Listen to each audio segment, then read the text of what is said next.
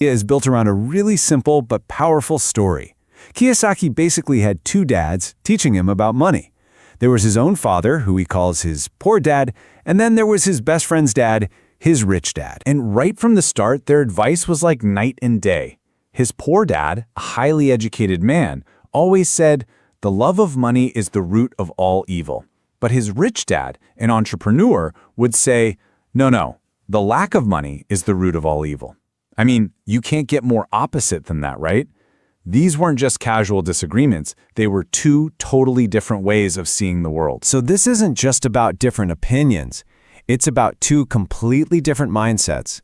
And the book's big argument is that it's these mindsets, the stories you tell yourself about money, that end up shaping your entire financial life. And this is where it gets really practical.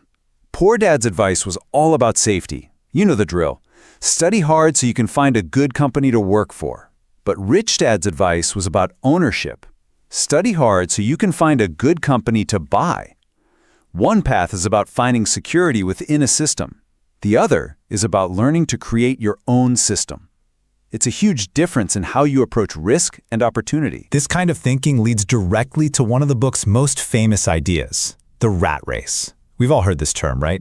It's that endless cycle of get up, go to work, pay the bills, and do it all over again. It feels like you're a hamster on a wheel. You're running faster and faster, but you're not actually getting anywhere. So what keeps us spinning on that wheel? According to Rich Dad, it all boils down to two very basic, very powerful emotions: fear and greed. They are the engine of the rat race. And here's how that trap works. Think about it. The fear of not being able to pay your bills is what gets you out of bed and to your job every morning. But then you get your paycheck, and that's when greed, or let's just call it desire, kicks in. You see a nicer car, a bigger house, a fancy vacation, and you spend. But now your expenses are higher, so the fear gets even stronger, and you have to keep working just to keep up. It's a vicious cycle. So how did Rich Dad get this lesson across to a young Kiyosaki? Well, he didn't just give a lecture. He created an experience. He made him work for a ridiculously low wage, just 10 cents an hour. Soon enough, Kiyosaki got angry and wanted to quit or demand a raise. And that was the whole point.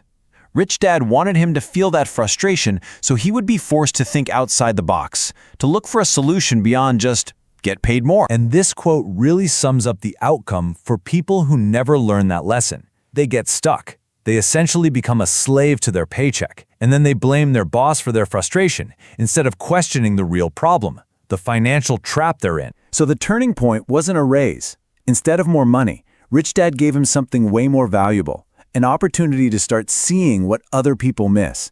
And that's when Kiyosaki and his friend noticed all the discarded comic books at the local store.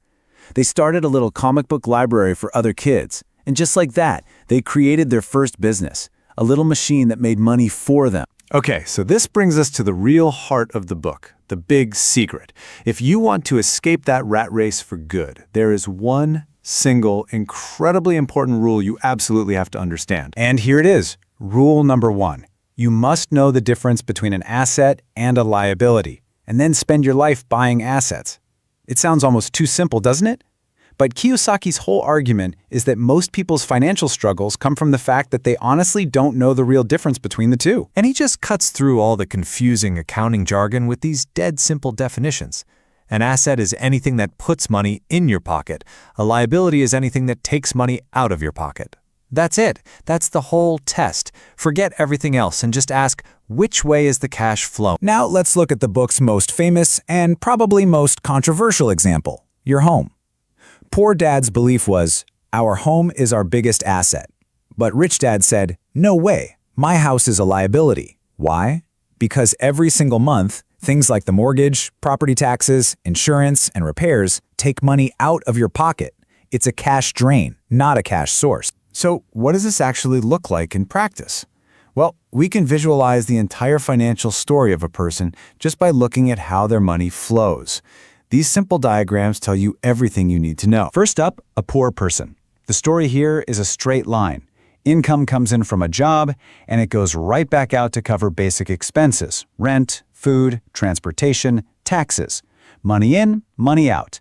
There's nothing left over to acquire anything that produces more money. Okay, now let's look at the middle class. And this is where you can really see the rat race in action. The income is higher, but look where it goes. It goes toward buying liabilities that they think are assets. A big mortgage, a car payment, student loans, credit card debt, all these things just create more monthly expenses, tightening the trap and making them even more dependent on that paycheck. And now, look at the fundamental difference here. This is the cash flow pattern of the rich. They focus on one thing first, their asset column. They use their money to buy things that generate more money, things like rental properties, dividend-paying stocks, or businesses. Then the income from those assets pays for their expenses. Any surplus goes right back into buying more assets. It's a powerful, self-fueling wealth engine. So, if the whole game is about buying assets, what's the most important asset of all? What's the one thing that lets you build that asset column in the first place? It's not stocks, it's not real estate, it's probably not what you're thinking. This quote just nails it. Your greatest asset is your mind.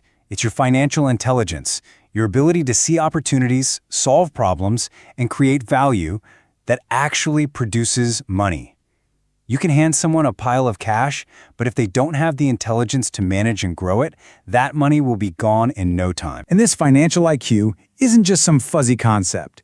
Kiyosaki says it's built on 4 specific skills. First, you need to know accounting, which is just the ability to read the story that numbers tell.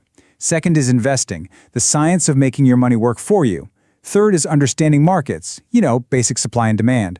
And finally, you need to understand the law, how to use things like corporations and tax advantages to protect and accelerate your wealth. At the end of the day, it all comes down to this one big mental shift. We're all taught to focus on our salary, on how much we make. But Rich Dad's lesson is that the real key is to change your focus. It's not about how much money you make. It's about how much money you keep, and then how hard you make that money work for you. Which leaves us with one final and maybe the most important question. If your mind is truly your number one most powerful wealth-building tool, what are you investing in it? What are you doing to build your own financial intelligence? And that's something worth thinking about.